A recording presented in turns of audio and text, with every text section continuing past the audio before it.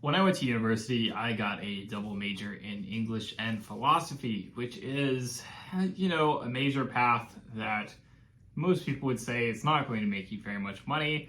That's what I was told at the time. I certainly believed it at the time as well.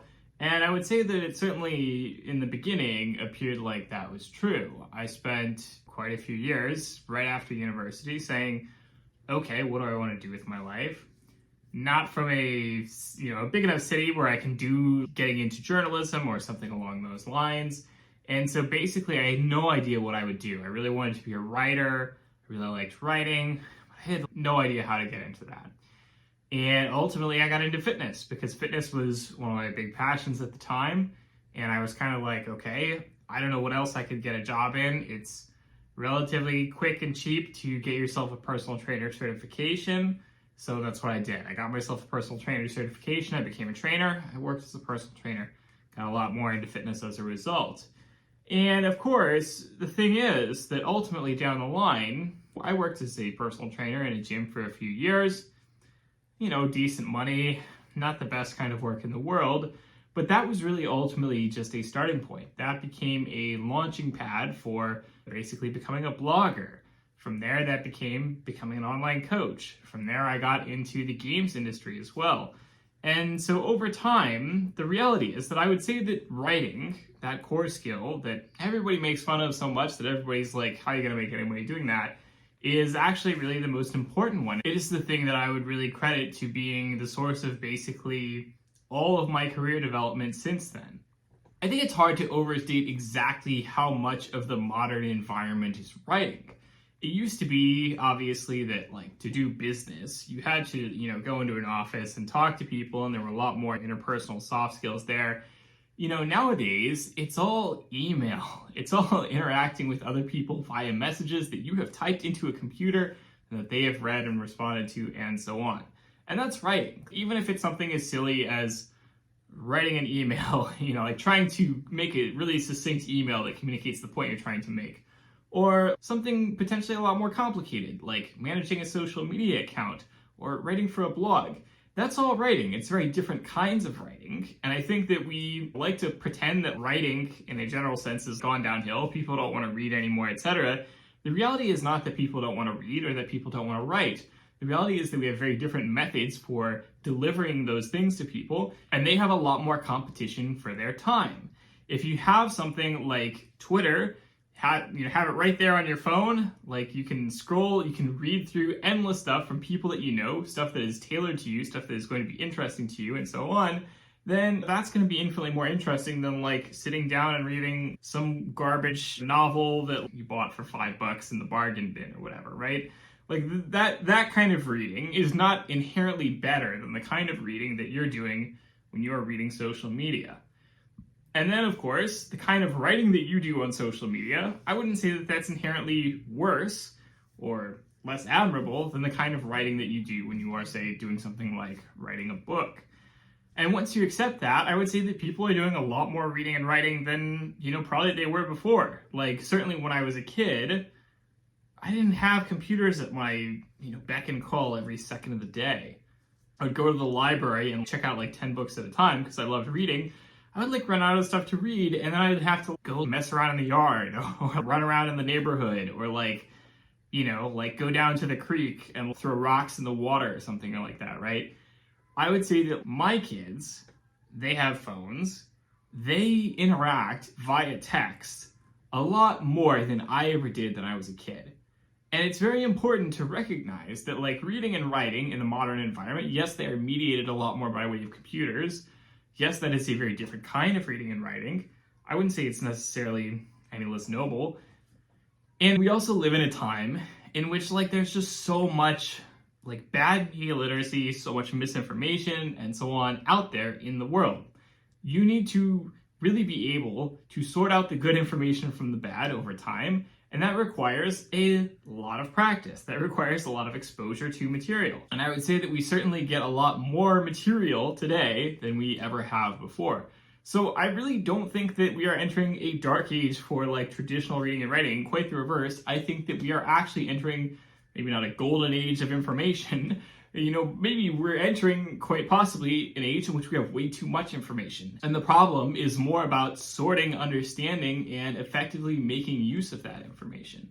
It is kind of incredible to me that I was able to build a business, a successful business, basically on the back of just writing stuff that pops into my head. Do I always write about stuff that I enjoy writing about? No, of course I have to write sometimes about stuff that, personally I wouldn't really rather write about. I don't want to have to spend endless amounts of time writing the next silly fitness article about some other silly thing, but I have to because that's just sort of the demands of my job. But that said, that doesn't mean that I hate it. Certainly, I enjoy the work that I do in the long run. And I'm certainly no, perfect master of the craft. I would say that there are people out there who are amazingly better writers than I am. Especially, I would say, I have a specific problem where I'm not great at keeping my writing simple, keeping my writing very succinct. It's part of the reason why I don't quite have the right voice for social media. I think that people who have the right skills, who are able to write intelligently for social media, the kinds of people who can really easily craft viral content, the kinds of people who can just, go viral based on the strength of their writing and their ability to tailor their message to social media alone, I think that's an incredible skill. And certainly, I hope to improve on that skill myself over time. This does require a bit of a mindset shift. Obviously, when I originally thought, going to university, I was like, I want to be a writer. What did I want to write? I wanted to write sci-fi and fantasy novels. That was basically all that I cared about. But it's not hard to recognize that basically there are reading and writing everywhere in life. Emails, even coding is really reading and writing at the end of the day. Coding is like reading and writing. Yes, there's a bit of hard math mixed in on top, but depending on the kind of code that you write, it's very much just about reading and writing and formatting things properly. Social media, blogging, even making YouTube videos like this one. It's about script writing, it's about planning, it's about formulating an argument and being able to communicate an idea pretty clearly. That's all stuff that you develop by reading and writing. That's all stuff that I developed when I was in university. I think there's also this push nowadays to brand university as kind of a waste of money. And in some cases it is. Certainly looking back at, my university education, would I probably have made more money sooner if I had selected a different sort of major path? Yeah, sure. At the same time, I certainly would not have been able to do this specific career path if I did not have that university degree that I got. And I think that a lot of people are willing to, sort of discount a lot of the early learning they get from going to university, even if they're, working in a non-related field. So, for example, let's say that I start off, I get an English degree. I learn basic reasoning, argumentation, writing skills in that degree, which are then a lot more broadly applicable to all kinds of disciplines. They could be, applicable to something like medicine or mathematics, because, any job that you do, any career path that you have, it's not just one skill. It's not just one specific kind of hyper-rational thing. It's a skill stack. You have a set of skills that work together to make you good at what you do.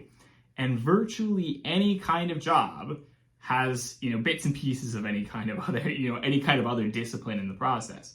And I would say that reading and writing, communicating your thoughts effectively, being able to formulate arguments, being able to actually communicate the things that you believe, those are extremely powerful skills, basically no matter what you go into. And so it may not feel initially like, me personally, like I got very much of anything useful out of my English and philosophy degree. And again, that's somewhat true because for probably say the first 4 or 5 years of my career, I would not say that my ability to write specifically was heavily tied to my income. I had a lot of jobs where that was just not a skill that was highly used. But I was then able to build on those jobs, to find new jobs, to find new pathways in my career that do significantly use those skills, and I certainly would not have been able to do it without those skills that I had already developed. So I think often, it would be easy for me to say, hey, I got nothing out of my university degree, university is a sham, don't waste your money, all that garbage. But I do think that a lot of people are quick to jump to that kind of conclusion. They're quick to say, oh, my degree didn't help because I'm in an entirely different field now. When the reality is that very often your degree can help you. It can be teaching you basic skills, basic competencies that you would not have gotten outside of university on your own, or would have taken you much longer to develop because you wouldn't have had the right sort of environment for learning. That is all for this week's video. I hope you have enjoyed it. As always, don't hesitate to like, comment down below, let me know what you'd like to see in future videos, subscribe, smash that notification bell, leave me a little comment, say how much you love my hair. My hair's been looking great lately, I think, personally. Talk to you all next week. Have a good one.